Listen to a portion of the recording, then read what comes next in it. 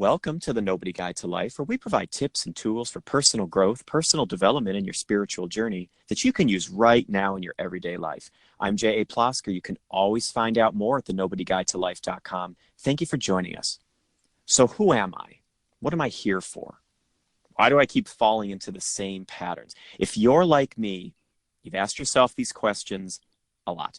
And we ask them because they matter. They help us define our life and our goals, and they influence how we relate to people. But they're hard questions because they force us to examine ourselves day after day. They require us to dig deep and have the courage to embrace our challenges, identify our strengths, and commit to positive change. And that's not always easy.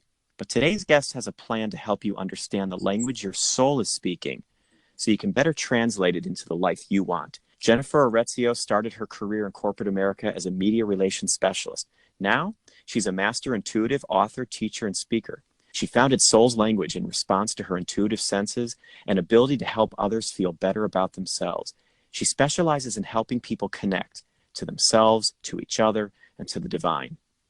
She founded a new paradigm, Soul Language, which provides guidance for understanding our true nature and tools for accessing deeper levels of awareness. Her modalities of strength include soul language, essential oils, kinesiology, and pranic healing. She's the author of A Little Book of Prayers and Soul Language, Consciously Connecting to Your Soul for Success. Welcome to the show, Jennifer. Thank you. I'm so excited to be here. Well, it's wonderful to have you here. When you wrote to me, the Soul Language, and I saw that name and I saw your background in corporate America, and I'm always so interested in that. I'm always so interested in how people who started off in the corporate structure made the jump off into the soul to this idea of intuition. Can you tell us a little bit about your journey from corporate America to intuitive healer? Yeah, I'd be happy to. So when you know that there's something bigger inside of you, you just don't know it, right? So Yes. I'm in corporate America and I'm not allowed to talk to clients because I tell them the truth. But the media loves me because I would tell them the truth. And so I, was so good at my job that I kind of kept writing my own job description. And I would do certain things and not do certain things. And I was working with my best friend for her company. And we had this international known coach. And at that time I was taking master classes in tapping into your intuition. And I was had a bath and body company where I would create personal bath and body products for people. And we were on the phone for about 2 hours and I was counseling her on her relationship with her daughter.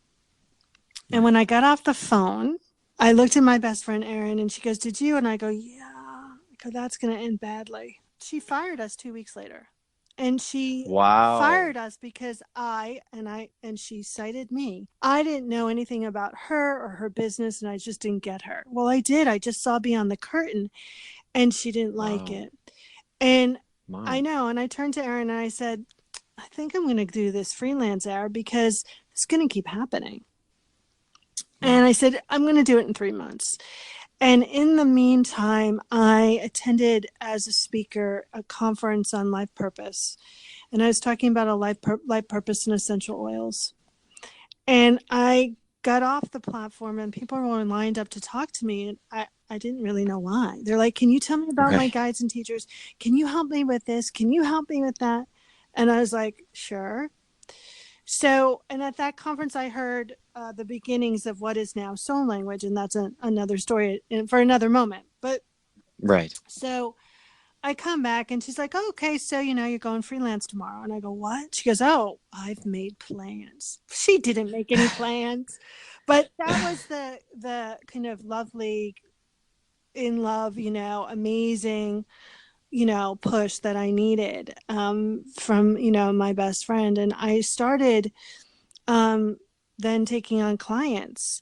And I did freelance for a while, but what I noticed is on those days where I had to do PR, I was miserable. I was crying at my desk. I was angry. I was, really hard to get along with.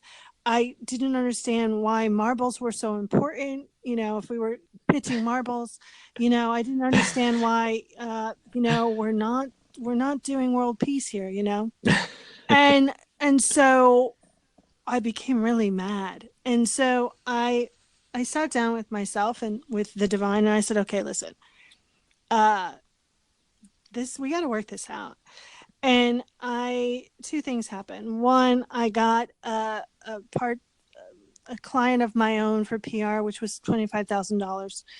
And Wow. yeah, wow, right? $25,000 Right. could keep you sustained for a while as you did your Right. business, right? So I took Right. on that, and that was my last client. And then I got another one for like the same amount, and I turned it down. Wow. And then I started really bringing in business as a spiritual coach. But you know, I would like to say it was a straight line, but it really wasn't. It was a curvy path. And what I didn't know, or I really wasn't aware of, was I was utilizing all of my gifts and talents in corporate America. I was the answer Right. girl. They would come all over the office and go, Jen, do you know about blah, blah, blah? And I'd be like, yeah, blah, blah, blah. And they would go off and they would research it, and they would come back and they would go, how did you know that? I was like, I don't know. Or, you know, I would tell my team, call that person on the list for, you know, this pitch. They come back and they'd be like, oh my God, they booked it. And I'd be like, uh-huh. And I didn't know how I was doing it. I was just doing it. And, you know, I was joking around with my boyfriend Warner a couple weeks ago. And, you know, I was saying how, you know, now you know, in corporate America, I wasn't allowed to talk, to speak the truth. And now I get paid to listen and help people uncover and speak their truth. So Right. it's a wonderful turnaround of events. But I have to tell you, that corporate experience was a really great training ground. I mean, I have great customer service because of it. I, you know a bunch of information about a bunch of things. I Right. have a lot of great contacts and a lot of great, you know, support that I can reach out to. And because I kind of grew up in that marketing and PR business, I talk in sound bites and I hear in sound bites. And I Right. think that was a gift all along. It just honed that gift. But so when a client goes, here's what I do, and I go, I know you said that, but I think you meant this. And they're like, oh my God. And I'm like, they're like, how do you do that? I was like, I just hear it all in my head. So it allowed me to do a lot of fun things. It allowed me to meet, you know, some really great people and some really supportive people. And, you know, when I was in it, I hated it. I never want to go back. I'm being very clear with the universe. Right. But it's an experience I would never give up. Well, it's interesting that you said that that was kind of the proving ground for these gifts that you have. Were these gifts that you've remembered having through your whole life, or do they really blossom when you were working in the corporate world? They were gifts I had all my life. I think Right.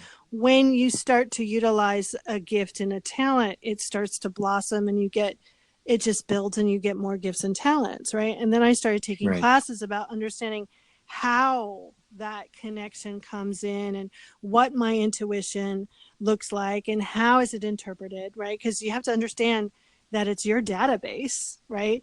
And Right. how do you Right. interpret that database? Because what your intuition is going to give you as information is much different, right? My intuition talks in movies and, you know, sci-fi Right. and like Star Trek references, because that's my database, right? Right. Right. So I think, you know, I remember in high school, you know, my dad coming, my parents were divorced, and my dad coming to pick us up, and he walked in. I was like, great grandmother died. And he's like, did your mom tell you? And I was like, no. And it was out of my mouth before I even knew what I was saying. There was Wow. just, right. So, you know, in those, and it still happens, like I'll say something, I'll be like, I don't even know how that came out, right? Like it wasn't even a thought in my head. It's so in the zone that I can't even consciously tell you how it happened. Wow. Um, and it tends to be always with close family when it happens. Like Right. they're Right. like, how'd you know that? Yes. And I'm like, oh, yeah, right. So so I've had it all of my life. I just didn't know. And I think anyone has intuition. It's just a matter of using it. Um, Right. you know, but I know my mom's very intuitive. I know my grandmother was very intuitive. So I know it's something that runs in our family. I know my nephews are. We went to Thanksgiving dinner, and my nephew Liam's like, so you went to Germany? And my mom's like, no, they just got back from Barcelona. He goes, no, no, no. They went to Germany. And I was like, Mom, we stopped in Germany. That's where our plane, we changed flights. I was like, we were in Germany, right? So it's about like really understanding how to use it and foster it and then paying attention to it. I think a lot of us don't pay attention to our intuition. Right. And I think that's a great point. We talk a lot about that on the show, but, because I've asked guests before, do we all have this ability? And they're very quick to say, absolutely. It's learning to sift through the noise. I always think about panning for gold, where you scoop up a huge piece of the riverbed and then you sift the rocks out looking for those gold nuggets. And I think sometimes we have a hard time finding those nuggets in all of the noise. And we always talk about social media and constantly being plugged in. And we really have to get quiet and listen so that we can really hear what's being said. I mean, do you agree with that? I mean, is that what you advise clients about? Yeah, I believe that there's sacred practice time where you do have to sit and have a conversation. And then I think there's walking sacred practice. I think it's really about understanding, the chatter versus guidance. Yes. So, guidance never feels like chatter in my head. And there's so many times where I just get guidance and I go, no, I'm smarter than you. So my best example, because it's so vivid, is like 10 years ago, I'm at the airport. And up until this point, me and airports, it's always an experience of expansion, right? So my wallet is on the, counter with the, I'm checking in, and it's blinking at me. I'm like, I don't have time to listen to you now. Like, I got to get through security. I've got all this stuff. Like, I don't have time. So it blinks. I'm like, listen, I don't have time. So I go through security. This had to be, before 9/11, because you didn't need your ID. So I go through security, and I'm passing this water, the little water station, and the water bottle's blinking at me, buy me. I'm like, I have water in my purse. I don't need you. And it's blinking. I was like, fine. So I go into my purse, and my wallet is back on the counter. And the funny thing is that when I get back there, which everything was there and it was totally safe, the woman's like, we've been calling you for half an hour. Have you not heard? And I'm like, no. And, that I think we tend to have these amazing minds where we know better. Right. And so, I knew better. I knew what I had to accomplish. Like, I'm not going to pause and listen to my wallet, and there's so many examples of, Jennifer knows better in my life where I go, oh, that's what that meant. And so, I've taken to pausing a little more and going, okay, what's happening here? And sometimes I just so in it that I don't even question it. I remember being in Paris with my mom, and we were waiting on line for metro tickets. And I took her and I moved her and myself towards the wall. So we were leaning on the wall. She's like, what are you doing? I was like, I don't know why, but we need to stand here now. Right. And this woman had just, with her 4 daughters, just put all of their ticket money for the entire month through the little slot. And these hooligans came and stole it right out of the slot. Wow. And if we were there, we would have gotten trampled. Right. Right. And so I've learned to really trust that. I've learned to build trust with it even more. I've learned to ask questions. I think a lot of people are afraid to listen to their soul because they're afraid of what those answers will be. And they forget that they can ask more questions and go, okay, you know what? I can't really do that right now. What's the first step? I think because the soul's going to give you the biggest picture it has. And most people can't get to that big picture right away. Well, that's an interesting segue then, because this idea of soul language. Now, you say that the soul is speaking with us and that we have to translate it, listen to it, and it can guide us. Tell me a little bit about your book and this idea of soul language. What are soul languages? How do they work in our lives? What does that mean? So each one of us has three core energies of soul. We call them Okay. languages. So you have one language or one core energy in three different categories. Okay. Your mission, how Okay. you fuel that mission, and then your soulful personality. And what that really means is how your soul prefers to go through life. So when you understand your three core energies or your three languages, you understand how you're utilizing your soul consciously or how you're just utilizing your ego and pattern. Okay. And what happens when someone has their languages identified, I can give a one-liner to every soul on this planet. And that becomes your mild marker of consciousness. So you've got now a clear way to create a conscious connection with yourself, to ask questions and to listen. You know when you're expressing your soul unconsciously, because there's a formal definition, or when you're doing it consciously. And you have tools to and words to put what you know deep down inside. So when I identified my own soul languages, my soulful personality language is called graceful warrior. And all of my life, I was at war with everything. Right. Like I would ask for a pen, and people are like, "Why are you so aggressive?" I'm like, "Really? Because I just asked for a pen." And and I think the moment that I really understood that graceful warrior is, I never have to take out my soul. My community, and I joke around that I can, swear at someone in my pass the butter voice and you don't know I'm swearing at you, right? It's when I really understood that deep sense of grace, my life changed completely. I mean, in a huge way. I was no longer angry. I no longer, felt like the world was against me. I found a community that loved and supported me. And I remember the moment that I was totally in alignment with that energy of my soul, because I was sitting outside at a coffee place, and it was crowded. This guy goes, "Can I sit down here?" And I was like, "Sure." And we started talking. And I said, "Oh, I have warrior energy." And he went, "That's really cool." And inside I was like doing the dance, like, "Oh my God, look, I healed it. Yay." Yes.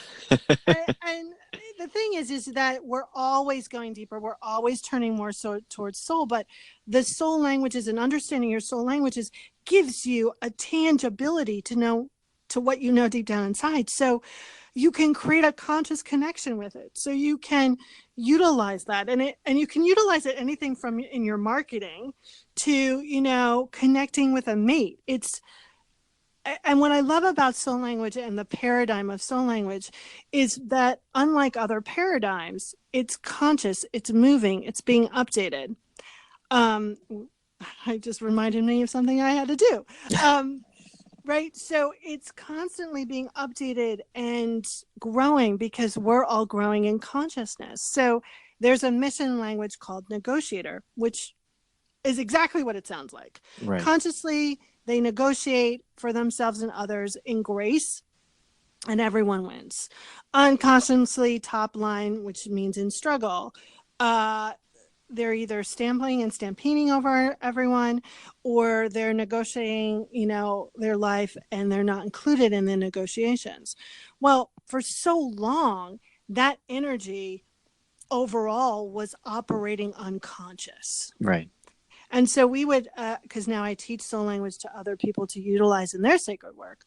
So the practitioners would get together and we would kind of bitch about negotiators. Like, we just identified another negotiator. We know what it's going to be like. Right? And, as we grew in consciousness, what happened was that energy kept choosing consciousness. And so in body, people started choosing consciousness.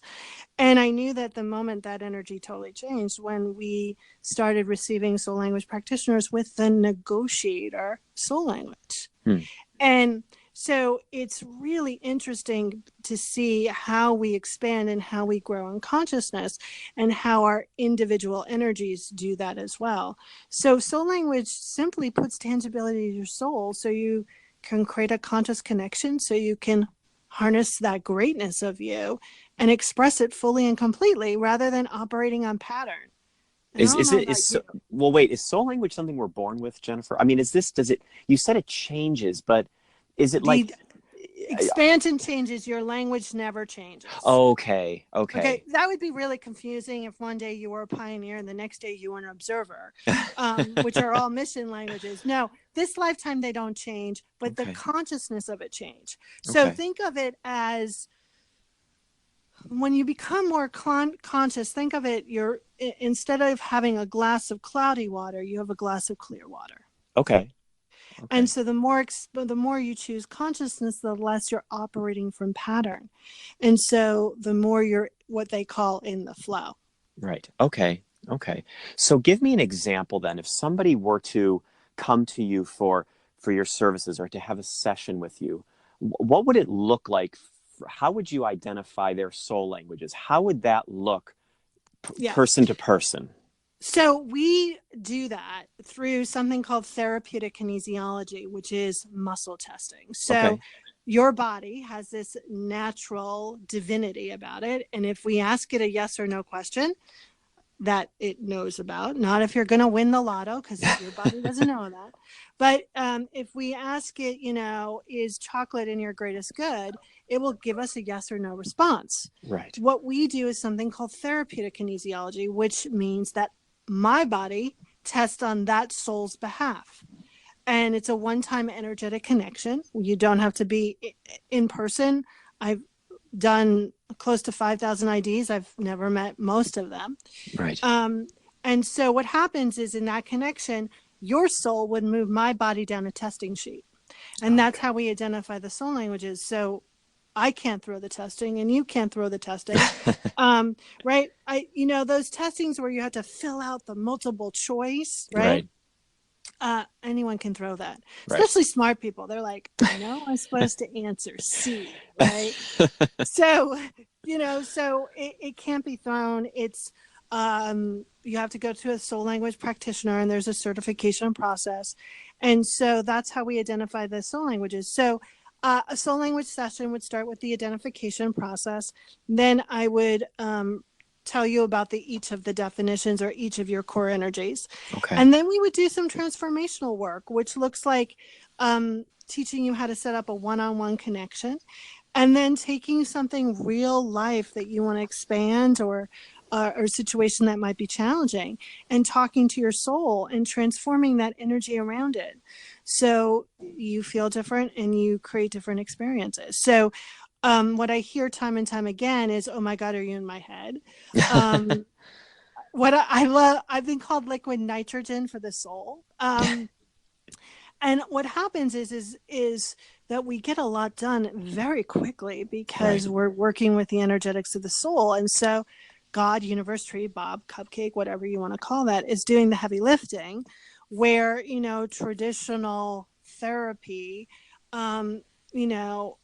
relies too much on the human part to do the transformation. And we kind of like where we are, we know what that looks like. It's safe to us.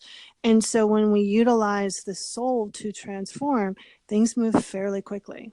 Wow. And so once you've identified so basically once people understand their soul energies, it gives them a new way of relating to the world. How does it look in the real world? Like, say somebody was starting a business and they came to you and they knew their soul languages. How would knowing those languages help them to set up and run their business? Yeah. Well, first of all, we also can identify the soul of the business as well. Oh, interesting. And entrepreneurs, your soul and your business are not the same thing. So stop treating your business like it's you. It's really not. And very rarely do anyone have languages in common with their personal soul or their business soul. But just from a pure knowing your soul languages on a personal level.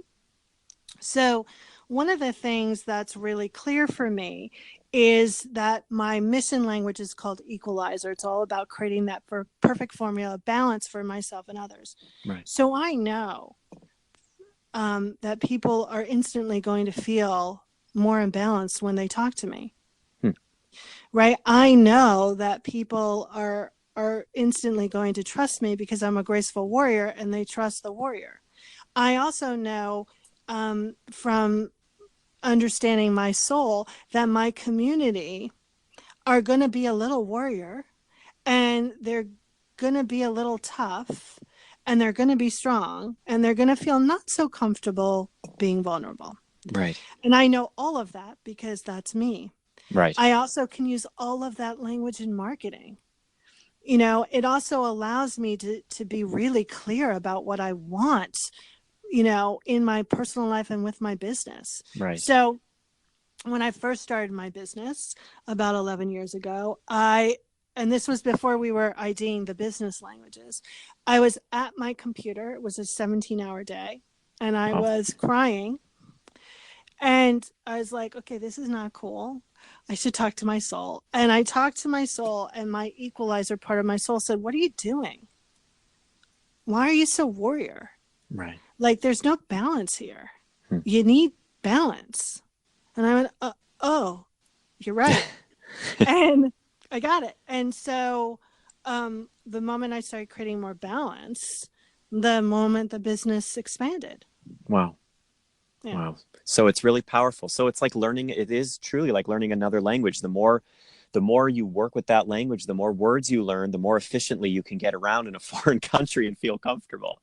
Exactly. And the more you understand what you're putting into the relationship fields with everything. And since we're in a relationship field with everything on this planet, if you keep putting in your pattern and your lack and you're not enough, that's what you're going to get out of moving the God goo, right? Yeah. So when you put consciousness in, it's going to react that way. And it kind of, when you talk about it, it's fairly simple. The practice of it, you know, it's a practice, yes, right? But it's kind of, and it's so funny because this is a giant game of life, right? We move our little car and we spin and we decide which way we want to go. And I think people don't understand that this is a giant game of fun we get to participate in. Right. And that understanding that connection and being in tune with yourself is your rule book. Right. It, you know, it's the major cheat sheet of winning the game. I love that. So, okay. So on that note, I'm going to ask you the question then that I ask all our guests. So at this game of life we're all playing, what's a tip or tool based on your knowledge of soul languages that you can give us right now that we can use as soon as this podcast ends on our journeys of personal and spiritual growth? I love it. So I always like for the divine to do the heavy lifting.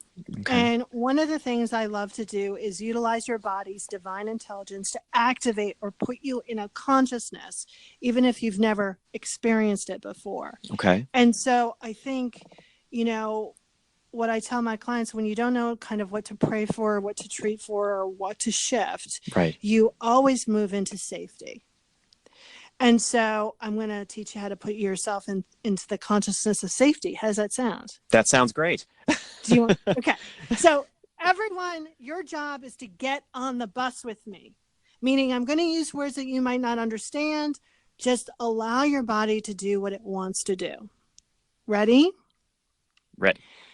Divine intelligence, place me in the consciousness of knowing and accepting that I am safe. What happened over there? Do you want me to repeat what you said, or do you want me to tell you my experience? I want you to tell me your experience. Well, it was just interesting listening to you, because then you stopped and everything kind of went blank. There was really no chatter in my head. I wasn't wondering what you were going to say next. It was just kind of dark, which was interesting. You were totally in present time. Yeah, it was like a pause. It was very interesting. Yeah. So imagine if you reacted all the time from that void of creation. Right, right. You'd be making decisions based on knowing that you're whole and complete. Wow. Cool, right? Yes, it's very cool. Instead of looking to fill the void, you just kind of live in it and allow life to unfold. Yeah. That's very, very interesting. Everybody listening, rewind and try that again. Yeah, and as you keep doing it, right? As you keep practicing it, when you have a challenge, instead of going right into pattern, you're going to have a lovely foundation of knowing you're safe. Wow. And I always like my clients to be in the consciousness of neutrality. So when we're in that consciousness of neutrality, we really understand that challenges are not a reflection of our essential nature.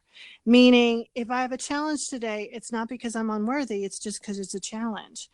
And that is also the consciousness of where all the doors start to open. So when, I think so many of us try to be in the consciousness of gratitude or the consciousness of love. Well, that's a huge jump if you're in the consciousness of fear. Right. While neutrality is not that big of a jump. So if you maintain a consciousness of neutrality, then the jump to love and compassion and generosity is an easier jump. And things are always in the flow in neutrality rather than if you're in the consciousness of fear. So safety puts you in the consciousness of neutrality. Wow. I love that. Thank you for that. And that powerful moment there brings us to the end of this episode of the Nobody Guide to Life. Thank you, Jennifer, for being on the show. I really appreciate it. Thank you. It was a pleasure. And I want to remind our listeners, if you believe we have a soul, then maybe it's not so hard to believe that it speaks to you. Sends you messages, guides you on your way. Maybe all we need to do to discover our passions and our best selves is to tune into the soul's whisper and translate its guidance into positive change. You can find out more about Jennifer and her wonderful work at soullanguage.us.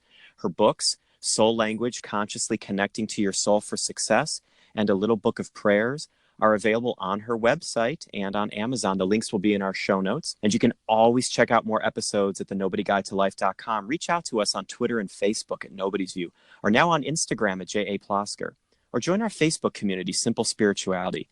If you liked what you heard on this episode, please consider sharing it with someone you know. Keep practicing and have a good week.